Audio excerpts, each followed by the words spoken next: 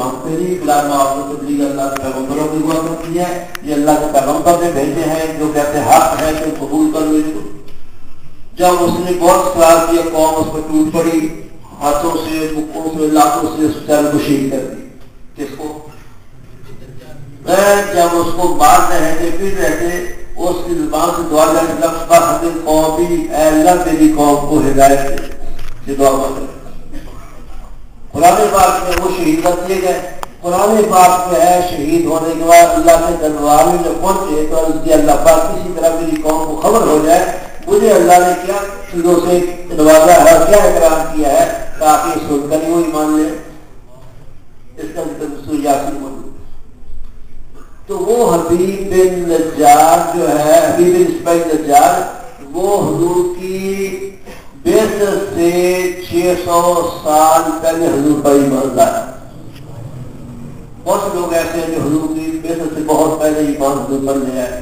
ان میں شاہد پکا اس نے خط لکھ کے دیا اپنے علماء کو اور مدینہ منورہ میں پھیلا دیا کہ اس پیغمبر کا انتظار کرو, جب آئے تو استقبال کرو اور ان کی مدد کرو, ان پر ایمان لاؤ.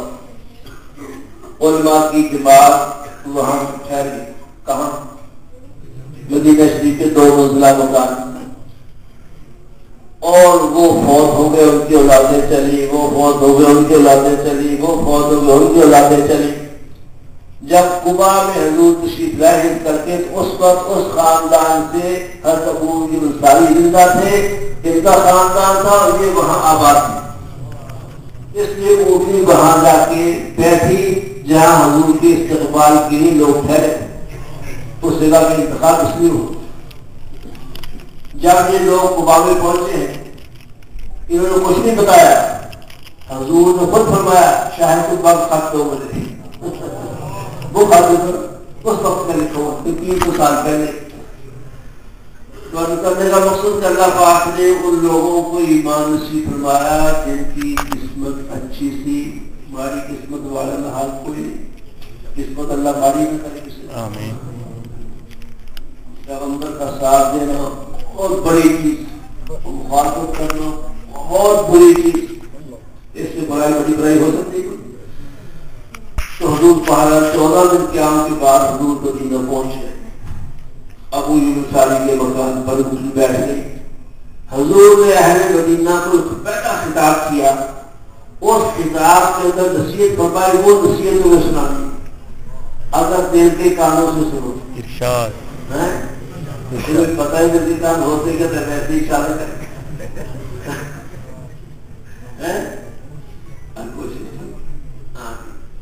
دل کے بھی کام ہیں. جب بندہ اللہ کی طرف پوری توجہ کرتا ہے اللہ کے خوف سے محبت سے وہ کام کھل جاتے ہیں, سنتے ہیں.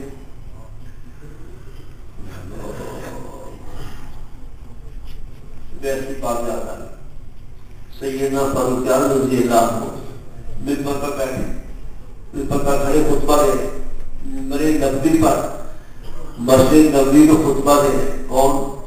سیدنا فاروق اعظم رضی اللہ. اللہ نے بہت مبارک تھا فاروق اعظم. ایک حدیث میں حضور نے فرمایا آسمانوں پر کوئی فرشتہ نہیں عمر کی عزت میں کرتا, زمین پر کوئی شیطان نہیں عمر سے خوف نہ کرتا. فاروق اعظم خطبہ دے رہے. خطبے کے دوران فرمایا یا ساریہ الجبل, یا ساریہ الجبل کی آواز. آپ فوجوں کو جنگوں کے لیے بہت بھیجتے تھے. ایک محاذ پر فوج بھیجی ہوئی تھی اور ان کے سپاہ سالار کے ساری رضی اللہ عنہ ان کو آواز. بس مدینہ شریف سے وہ صحابت کا علاقہ ہے 1100 میل کے فاصلے پر. کیا فرمایا یا ساریہ الجبل. ساریہ پہاڑ کا خیال کرو, پہاڑ کی طرف جس کو حملہ کرنے والا ہے بچاؤ کرو. یہ نصیحت فرمایا. حضرت علی رضی اللہ عنہ فرماتے میں نے وہ وقت نوٹ کر لیا کہ اس وقت بات فرمائی امیر المومنین فاروق اعظم. جب وہ لشکر واپس آیا میں نے ساریہ سے پوچھا مگر میں نے عمر کی آواز بہت سنی.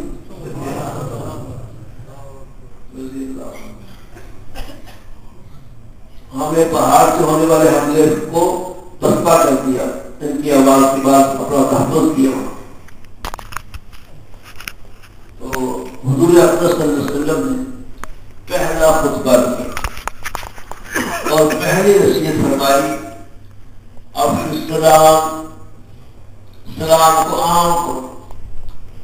السلام علیکم اس کو عام کرو.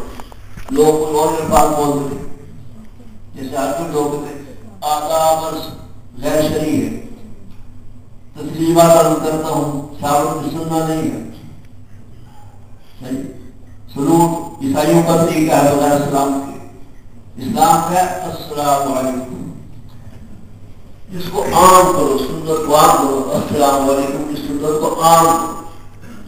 بخاری شریف میں ہے صلی علی من عرفت ومن لم تعرف، اس کو بھی السلام علیکم کہو جن کو تم جانتے پہچانتے ہو، ان کو بھی کہو جن کو تم جانتے پہچانتے نہیں ہو. سلام دوستوں کے لیے، ہر مسلمان کی اسلام.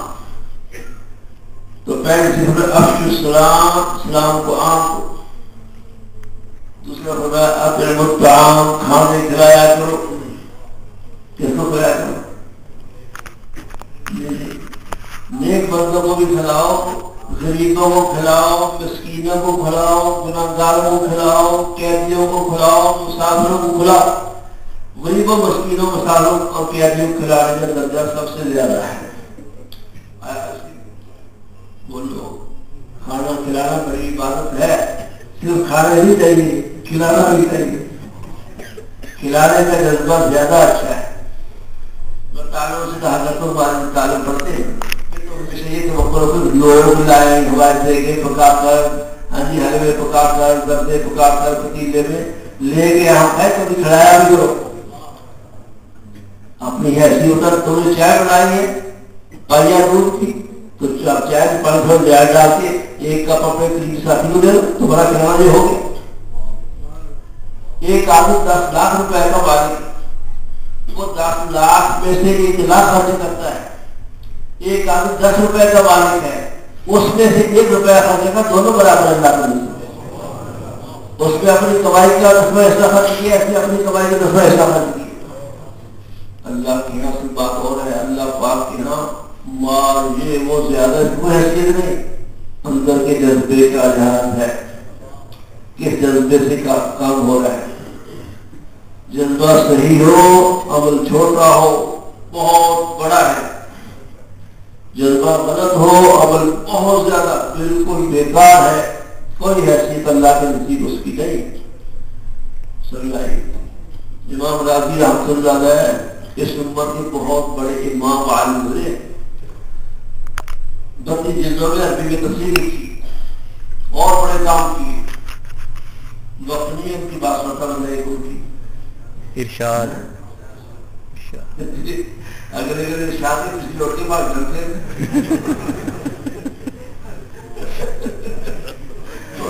وہ تاجاری اور جلدی جان کرتے. امام راضی بہت بڑے عالم تھے، امام تھے اور بڑی قدر و منزلت کی رکھی. حکام جو اسلام کرتے تھے وہ بادشاہ سلامت ہوتے تھے. جس علاقے میں جاتے ہیں سب لوگوں کی جاتی جاتے ہیں بہت بڑے عالم بڑے امام آئے. ایک علاقے ایک شہر میں گئے، ہر قسم کے لوگ ملنے آئے، عوام بھی، خواص بھی، حکام بھی، غریب بھی، امیر بھی، سارے. ایک دن کہتے ہیں اپنے ساتھی بیٹھ کر شہر کے تمام دوستوں نے ساتھیوں نے ملاقات کر لی. میزبان سب آپ سے مل لیے. البتہ ایک فقیر آدمی ہے جو شہر کے کنارے پر رہتا ہے، جھونپڑی بنا رکھی ہے، وہ بھی آیا کر بلاؤ اس کو بلا لیا. وہ فقیر قسم کا آدمی تھا، سادہ جھونپڑی میں رہتا تھا.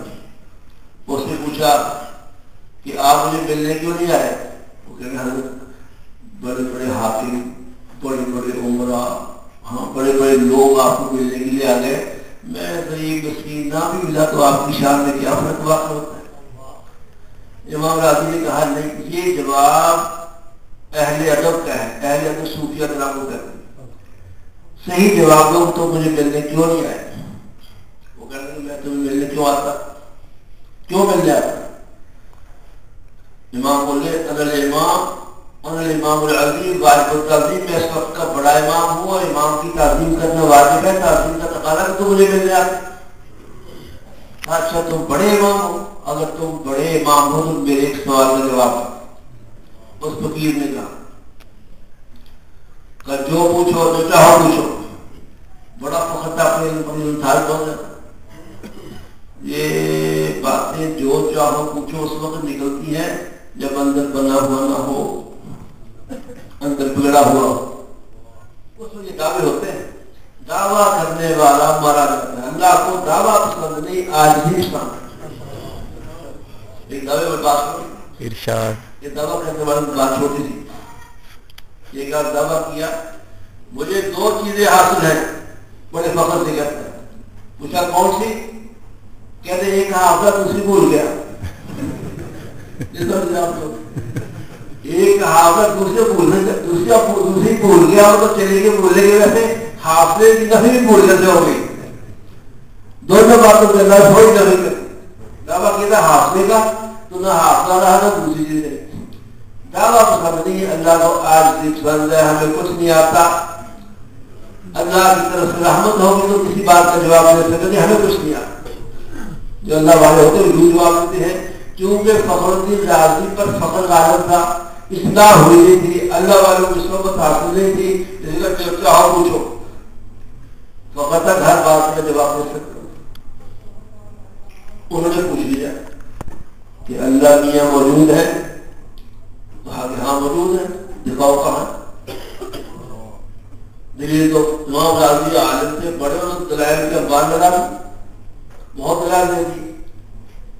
جب دلائل خاموش ہو گیا تو وہ بابا جی بول رہے ہیں کہ تم تو کہتے تھے امام عظیمت، تم تو امام ہی ہو یا کہ عظیم ہو. اللہ کا وجود دوپہر کے وقت آفتاب سے زیادہ واضح ہے. دوپہر کا وقت ہو، آفتاب چڑھا ہوا، دھوپ کڑا کے جو کو پوچھے کہ دن چڑھنے کے دلائل پیش کرو، پوچھنے والا ہی بیوقوف ہو، بتانے والا اس سے بڑا بیوقوف ہو.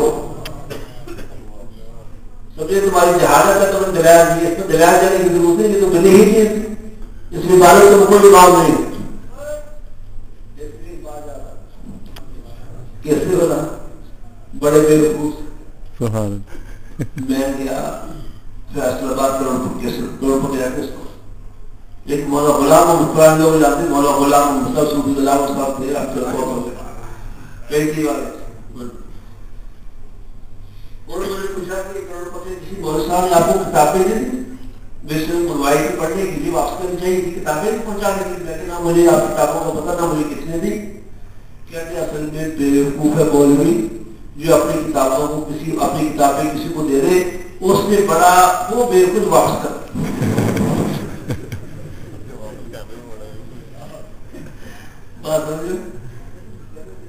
مولوی جو اپنی کتابیں کسی کو دے، اس نے بڑا بیوقوف ہوا ہے جو دے کے واپس کر. اس پر اس کا خاص سنا دیا ایک اور بھی کہ ایسے بادشاہ کے پاس کچھ لوگ گھوڑ سوار آئے اور لاکھ روپے قرضہ لے لیا. لاکھ روپے اس زمانے میں بہت بڑی چیز اور کہا دے دیں گے. بادشاہ نے ٹھیک ہے دے دیں اور لے کے چلے گئے. ایک دن وزیر سے بادشاہ نے کہا کہ بیوقوفوں کی فہرست تیار کرو. اہم لوگ بیوقوف لوگ کون ہوتے؟ تو بیوقوف کی فہرست تیار ہو. بادشاہ کے سامنے پیش کر دی. سر یہ فہرست پہلے نمبر پر بادشاہ کا نام لکھا ہو. بادشاہ پوچھتا ہے تو تم نے میرا نام لکھ دیا. وہ کہتے ہیں اس سے بڑی بیوقوف کیا ہو سکتی ہے کہ لاکھ روپے قرضہ لے لیا، نہ عطا نہ پتا، وہ واپس نہ کرے. پھر بادشاہ نے واپس کر دیں کہ آپ کا کاٹ کے کرنے چلے گئے.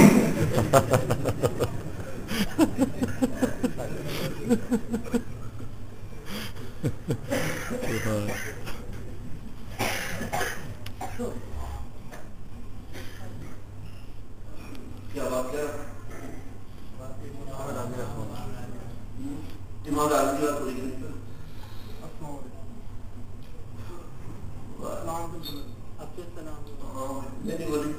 ابھی مہاراج کی بات باقی جو چاہو پوچھو. انہوں نے پوچھ لیا اور بعد میں مہاراج کو تنبیہ کی. تم کہتے میں بڑا امام ہوں. تم سے امام ہی نہیں ہو. اللہ پر دلائل دینے کی ضرورت تھی. سورج نکلا ہوا دلائل دینے کی ضرورت.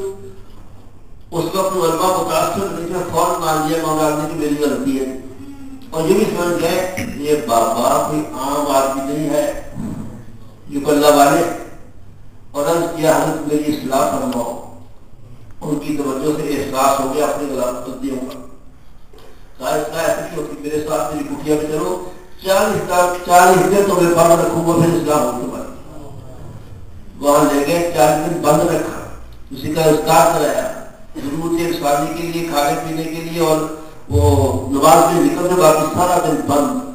اللہ اللہ فرمایا 40 دن کے بعد امام راضی کہتے ہیں میرے دل کی حالت ایسی ہو گئی جیسے زمین و آسمان کا فرق ہو، پھر سے ایمان میں اللہ والے بنے۔ اللہ پاک کو رحمت نازل فرمائے۔ آمین۔ وہ فوت ہو گئے جو واقعہ جب وہ فوت ہو گئے، کسی نے خواب میں دیکھا، پوچھا حضرت کیا معاملہ ہوا؟ اللہ پاک کے کہتے بڑے بڑے کام تو کام نہیں آئے، ایک دن میں تصویر لکھ رہا تھا دنیا میں، اپنی قلم دوبارہ میں ڈالی میں نکالی تو میری قلم کی سیاہی پر ایک مکھی آ کے بیٹھ گئی۔ میں نے سمجھا کہ بیچاری پیاسی ہے، میں نے ایک لمحہ میں لکھنا بند کر دیا تاکہ اپنی پیاس بجھا لے، سیاہی کو چوس لے۔ اللہ پاک نے مجھے مرنے کے بعد فرمایا کہ تم نے اس دن ہماری مخلوق پر رحم فرمایا تھا، آج ہم تم پر رحم فرماتے ہیں، تمہیں بخش دے۔ اللہ کا جذبہ دیکھا جاتا ہے، بڑا عمل دیکھا ہے، جذبہ کیا ہے، نیت کیا ہے، اخلاص کتنا ہے، کس محبت سے کام کیا۔ امام شافعی بہت بڑے امام ہیں، اس امت کے مجددین میں شامل ہیں۔ 4 امام مشہور ہیں، امام ابو حنیفہ، امام مالک، امام شافعی، امام احمد حنبل۔ امام آخری 4 امام میں آخری امام ہے جن کے بارے میں لکھا ہے کہ 7 لاکھ حدیثوں کے حافظ تھے۔ حدیثوں کا متن یاد ہے، سند یاد ہے، راویوں کے نام یاد ہے، راویوں کے حالات یاد ہے۔ 100 بار اللہ میاں کی خواب میں زیارت ہوئی، اور امام شافعی ان سے بھی بڑے ہیں، بڑا کام کیا۔ فوت ہونے کے بعد کسی نے خواب سے دیکھا، پوچھا اللہ پاک نے کیا معاملہ کیا؟ کہا جی اللہ فرمایا محمد ادریس ہم تمہارے بڑے بڑے کاموں کی وجہ سے بخشش نہیں فرمائیں گے، البتہ بخشش فرمائیں۔ ایک ہی جملے میں جلدی سے فرمایا تاکہ کہیں مایوسی بھی نہ ہو، پریشان سے بخشش ہوگی نہیں۔ کس بنا پر بخشش فرمائیں گے؟ فرمایا تم نے جو علم کتاب لکھی ہے اس کے اندر فلاں مقام پر تم نے ایک درود شریف لکھا ہے جو 2 سطروں میں لکھا ہے، اس درود شریف کی برکت سے ہم نے تمہیں بخشا ہے۔ کس محبت سے لکھا، کس جذبے سے لکھا، حضور کی کس عظمت و محبت سے لکھا ہے، وہ پسند آ گیا، وہ بخش دیا۔ اللهم صل على سيدنا محمد وعلى آل سيدنا محمد كلما ذكره الذاكرون وكلما غفل عن ذكره الغافلون۔ یہ روشی لکھا ہے جو ایک ساتھ میں پڑھا جا سکتا ہے، سارے کام پیچھے رہ گئے، وہ دروشی ایک بار کا لکھا ہوا وہ پسند آیا والے کو، وہ بخش کر دیا بن گیا۔ اطعم الطعام، دوسری چیز فرمائی کہ کھانے کھلایا کرو، کھانے کھلایا۔ تیسری چیز فرمائی ہے صلو باللیل والناس نیام، رات کو ایسے وقت نماز پڑھا کرو جب مخلوق سو رہی ہو۔ یا تیسری چیز رات کو ایسے وقت نماز پڑھا کرو جب لوگ سو رہے ہو، یعنی تہجد کی نماز پڑھا کرو۔ حضور اقدس صلی اللہ علیہ وسلم نے تہجد کی نماز کے تلقین فرمائی، تو ہمیں نصیحتوں پر عمل کرنا چاہیے کہ نہیں کرنا چاہیے؟ اسلام بھی عام کیا کرو اور کھانے بھی کھلایا کرو، غریبوں کو، مسکینوں کو، یتیموں کو، مسافروں کو، مہمانوں کو، اچھے لوگوں کو بھی، لیکن غریب مسکین یتیم قیدی کا کھلانا زیادہ ثواب رکھتا ہے۔ اللہ۔ اور جو تیسری نصیحت ہے کہ رات کو ایسے وقت نماز پڑھا کرو جب لوگ سو رہے ہیں، پڑھ کے دیکھو انشاءاللہ تہجد کے وقت کی نماز سے دل میں بڑی پاکیزگی پیدا ہوتی، گندگیاں غلا سے نکلتی ہیں، دل سے صفات حمیدہ آتی ہیں، اور اللہ پاک سے محبت کا تعلق پیدا ہوتا ہے۔ وہ خلوت کا وقت ہے، خلوت کا وقت ویسے ہی بڑا مبارک ہے۔ من ذکر اللہ خالیہ ففاضت عینہ، حضور فرماتے ہیں قیامت کے روز عرش کا سایہ 7 آدمیوں کو نصیب ہوگا، ان میں سے ایک وہ ہے جو لوگوں سے ہٹ کر کے اللہ کا ذکر کرتا ہے خلوت میں، اور اس کے آنکھوں سے آنسو جاری ہو جاتے ہیں۔ اللہ پاک ہمیں نصیب پڑے نا، آمین انشاءاللہ۔ تہجد بھی پڑھا کرو اور 5 نمازیں بعد نماز پڑھا کرو، اللہ آپ کو خیر دے. اور صبح کی 15 سورج نکلنے کے 15 منٹ بعد اشراق کا وقت پر 4 رکعت وہ پڑھا کرو, اور سورج نکلنے کے 2.5 گھنٹے کے بعد 4 کا وقت پر 8 رکعت وہ پڑھا کرو. زیادہ نہیں پڑھا رہی زیادہ نہیں, آپ ابھی بیٹھے 2 گھنٹے باتیں کرتے رہتے ہو, اس کو زیادہ سے زیادہ وقت ہو گیا. 8 رکعت میں کوئی وقت نہیں, چلو 8 نمبر 4 ہی پڑھ لیا تو پڑھ لیا کرو, ٹھیک ہے. مغرب کے بعد کے 6 نفل حضور نے فرمایا ہے کہ مسلموں کو پڑھا کرو. 6 نفل مغرب کے بعد اس میں آتا ہے اس کا ثواب 12 سال کی عبادت کے برابر ہے. مغرب بعد 6 نفلوں سے اللہ سے ربط ہوتا ہے, ربط رابطہ کرو ٹیلی فونوں سے, اس سے پڑھ کر رابطہ ہوتا ہے اللہ پاک سے. یہ 6 نفل پڑھا کرو. اگر وہ 6 نفلوں میں تو سورہ یاسین پڑھ لے تو سبحان اللہ, بہت زیادہ نفل کا یاسین یاد ہوگی جس کو, وہ 6 نفلوں میں یاسین ختم کیا کرو. اور تہجد کی 8 رکعت پڑھا کرو. جو بن فرض کو بیمار ہے, ضعیف ہے, کوئی سی مجبوری ہے, نہیں پڑھ سکتا, وہ عشاء کے ساتھ ہی آتے ہوئے پڑھ لے. یہ تو آسان ہے انشاءاللہ. جب اب وہ بولتے ہیں سناٹا چھا گیا جیسے پتہ نہیں کیا ہو گیا. 8 نفل عشاء کے ساتھ پڑھ لیا کرو.